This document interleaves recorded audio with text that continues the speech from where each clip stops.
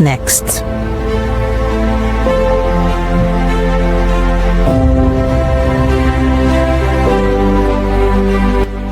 Carl is the CEO of Bandwidth Global and Beyond Africa, on a mission to connect 1 million skilled African professionals to global remote jobs by 2034.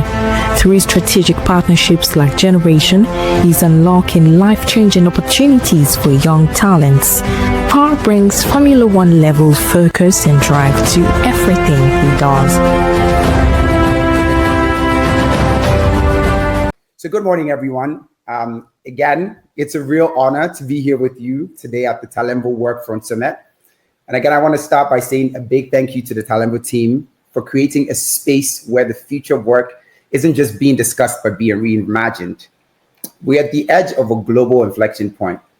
Around the world, talent pipelines are shrinking, economies are aging. The traditional ways we search, hire, and develop people, those are no longer keeping pace with what work demands.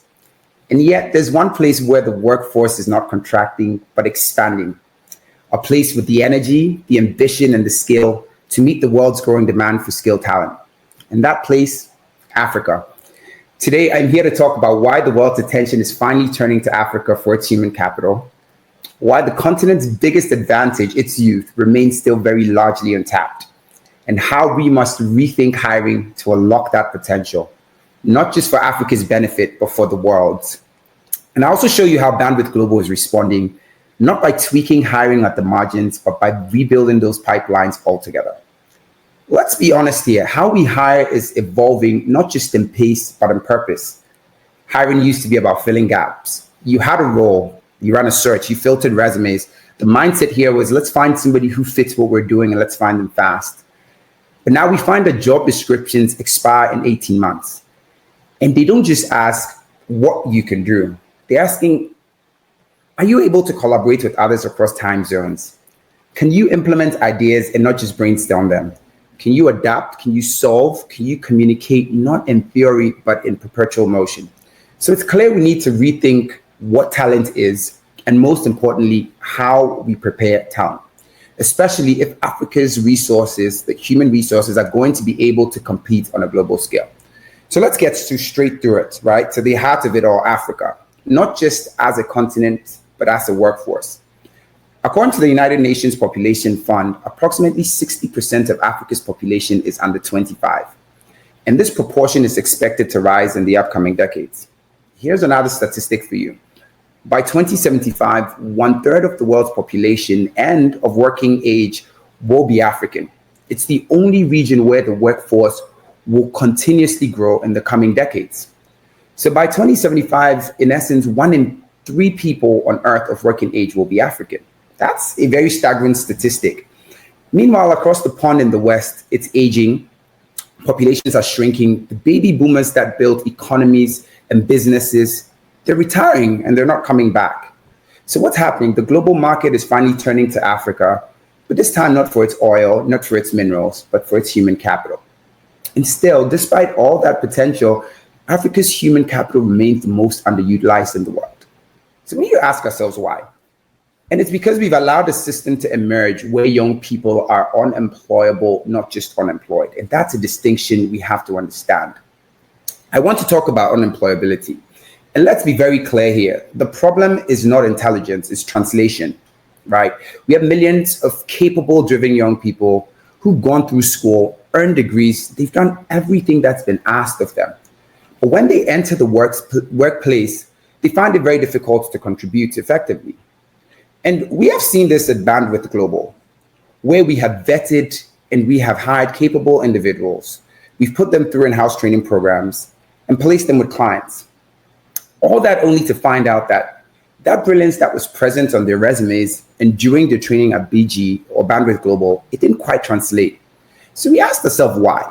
And we realized that based on our education system in most African countries, these resources have been trained to memorize and not to solve. They have never really worked a job until they're done with their national service.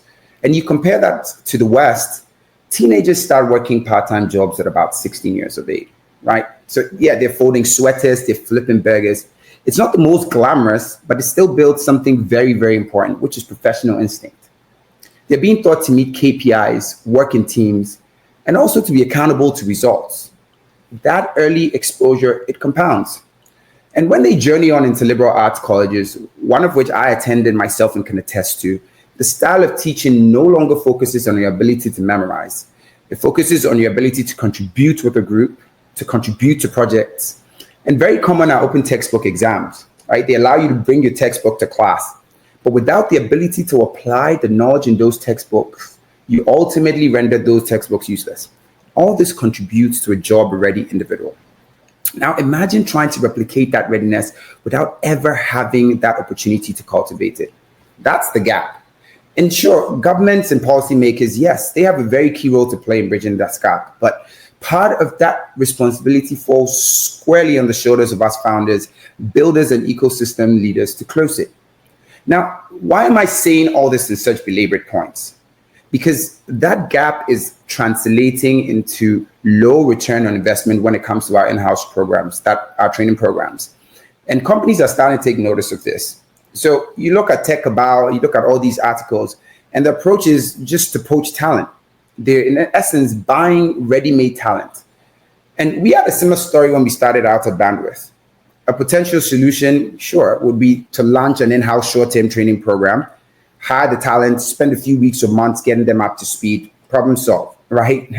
Not quite, because the problem we faced is due to limited time, we had to focus on teaching the job description. So training was very theoretical. New hires ended up being not work ready because we didn't have the system in place that was going to translate from skill into contribution. So I understand why these companies, just to guarantee these results, are turning to poaching instead. But here's the problem with poaching, right? It's not a strategy, it's a bandage. It assumes that there's always going to be this endless supply of plug and play talent.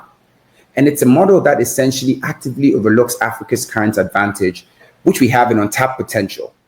Not because there's not talent, but because there's no patience to invest in the talent that's ready to be built.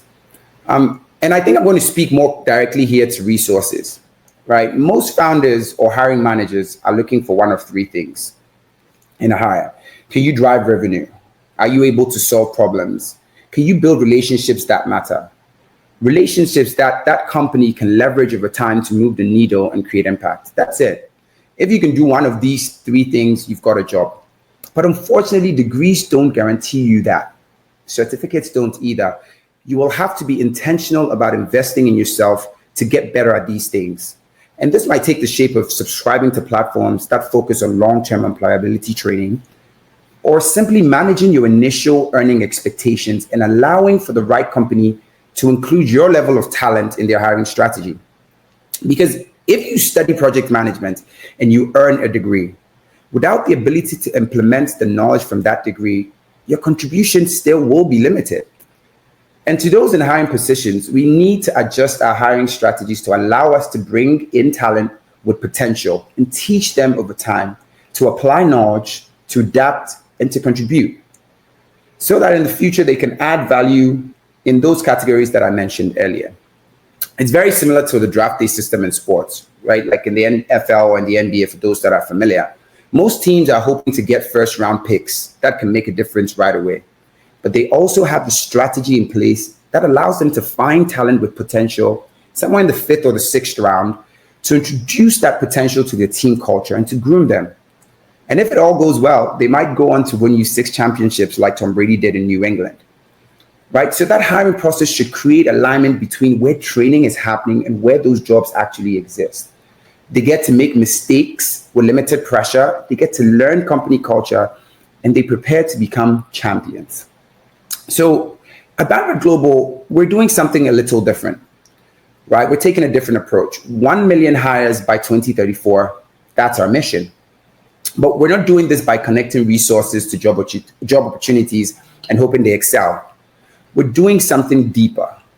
We want to be able to prepare these resources and help them thrive once they have landed these opportunities. How do we plan to do this? We're building a community-based technology-enabled ecosystem that trains for implementation and not just theory.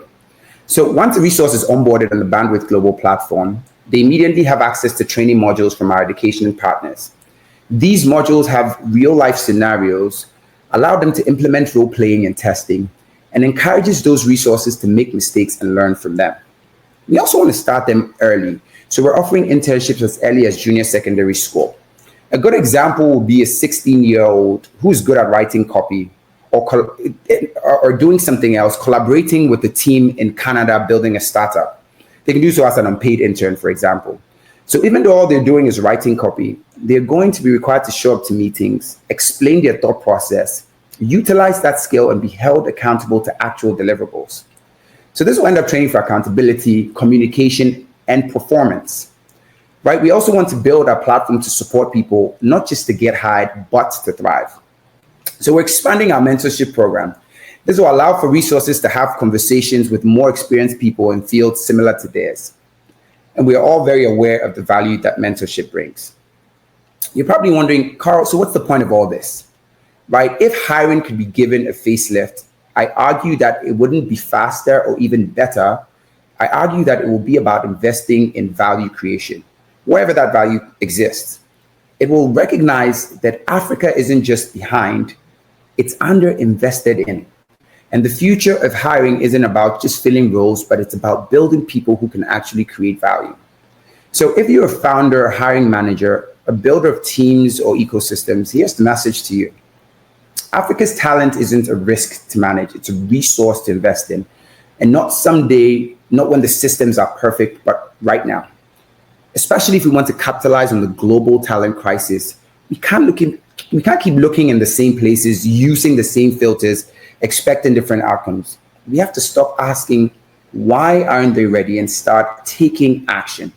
And that's could come in the shape of launching pilot programs or upskilling programs, or investing in partnerships with institutions that are already closing the readiness gap, one of which has convened us today. Because here's the truth, there's no global future of work without Africa. The workforce is young, it's ambitious, it's immensely talented, and it's waiting for systems that believe in it early enough to invest in it. So if you take just one thing away from all this today, just realize that the talent is already here, the readiness is coming, and the future, it's very much African. Thank you.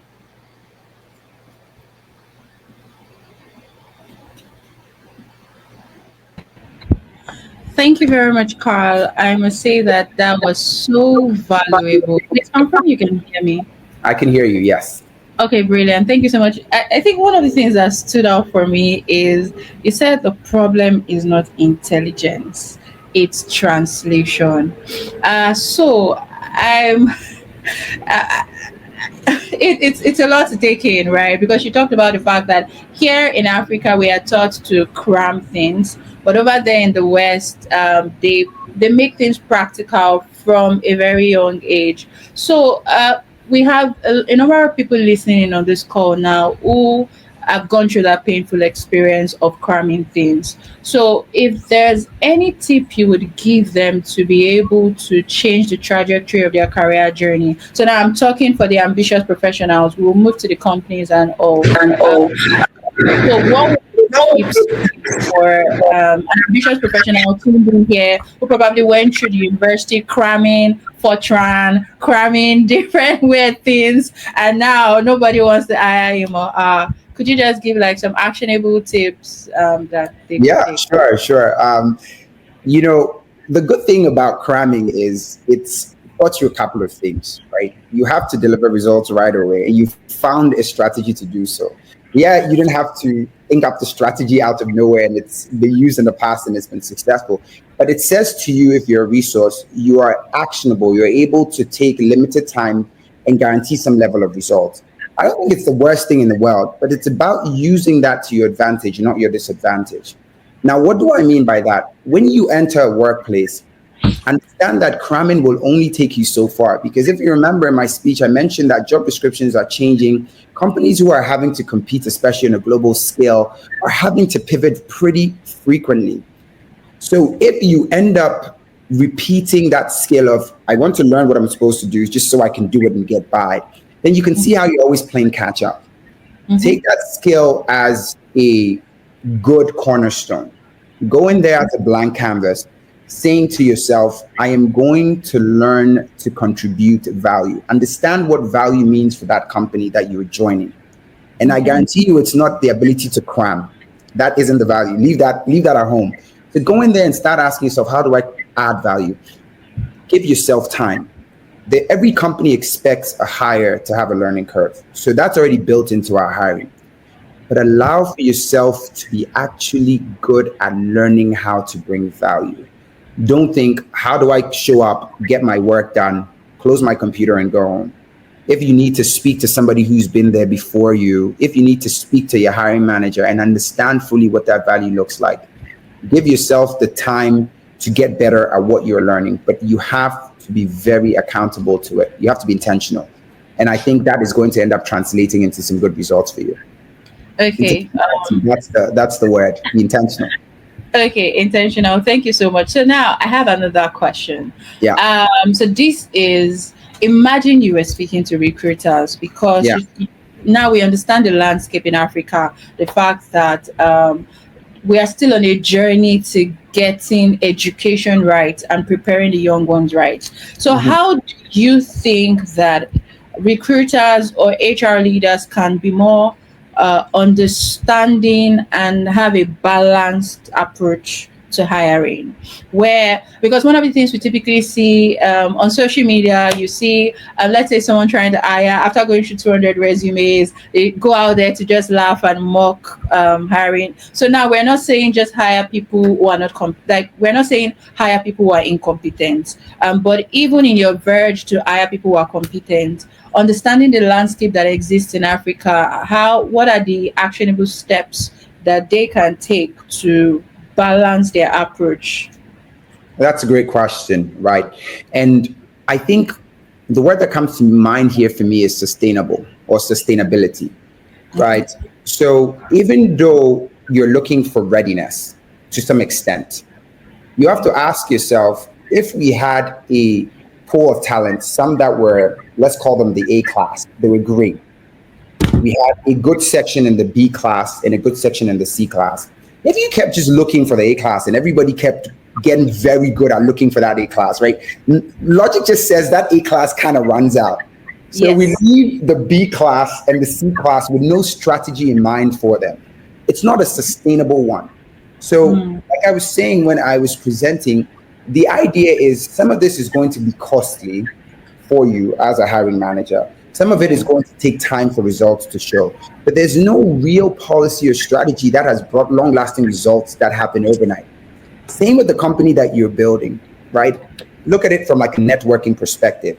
When I go to a conference, we are going to be thinking about people that we can bring into a business now to drive revenue, but people that in the future could be revenue drivers for us. So you want to take a very sustainable approach to all of this. And if you do that, I think you're just going to be fine when it comes to your hiring strategy. Okay, brilliant. I thank you so much. I hear sustainability, and I was going to say something, but you alluded to that, the fact that it's going to be expensive, and I think that that's something recruiters and HR leaders need to prepare for. The fact that it's a lot of work to prepare what we would call a talent pool. Is a lot of work just to ensure that by the time A is depleting, B is being built up to fill up that space. Exactly. So now, if you notice, I'm going through the different stratas of user personas. So we've talked about the professionals, we've talked about the HR leaders. For the founders and the company owners, many times they are not willing to put their resources into things like this, right? So what is a recommended strategy that you think they can that you think maybe people under them can deploy to convince them to take on this work? This work, right? So, I want to start off by saying, when we're solutioning at a company, ours or yours, it's all about learning, trying different things and seeing how they work. Right? Because in essence, you never really have it all figured out. We're constantly learning. The world is constantly evolving. We're going to always constantly keep pace. That's the culture that every company has to have, right? So if you're at a company where the founder really is thinking longevity, they're going to understand that pivoting, adapting, evolving is part of the game plan.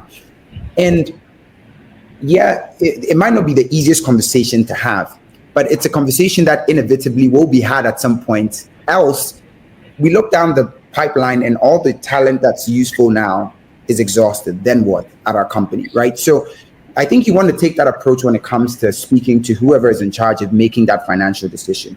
Because if I decide to pitch a strategy now to, let's say, the head of operations at my company or a co-founder at my company, I want to be able to get them to understand why I decided on this strategy, what my data points to support that strategy look like, and what the end of that strategy will actually bring. You want to take the time in to understand what that means for your company when it comes to this long-term approach. And it's not going to be a one-size-fits-all situation. So you need to really look at that company culture. What can it support in terms of debt? What can it support in terms of long-term growth? And come up with a strategy that looks sustainable and a strategy that brings in people to train. And it's not all about spending money, guys. Let's be frank. There's some resources out there on this call now who are listening, who are willing to learn without getting paid for it, right? They're very willing to join a company that has trajectory, that has traction, that has, more importantly, a culture that they can get excited about. So if you can focus on those three things as a company and actually adjust that hiring post, not to say, I need you to be ready when you show up at the interview, but to say, I'm excited to speak to people who are excited about this mission.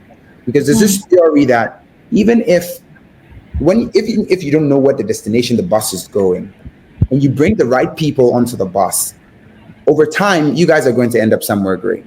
So if you have that culture, then speak to that culture in your hiring post. Speak to that culture in your hiring process. And I guarantee you'll find some very motivated individuals who might even come in and say, look, don't pay me for 6 months. I'm going to come every day. I'm going to learn and I'm going to get better because I'm excited about solving this problem with you. You know, it's not too difficult to imagine, but if you don't try it out ever and your posts are always looking for ready-made talent, then you're going to be in the mindset that that's the only approach that works. We need to be a little bit bold in our implementation of strategy. Okay. Wow. Thank you so much. This was really insightful. I wish we could go on and on and on, but I know you're short for time. So I just want to say thank you on behalf of Talentful and everyone who joined this call for the insights and for taking time to answer our questions. To everyone listening in, please feel free to connect to Carl Koranteng on LinkedIn. His link is going to be posted here and you'll also see the details shortly. Thank you once again, Carl. Thank you very much. All righty. Bye.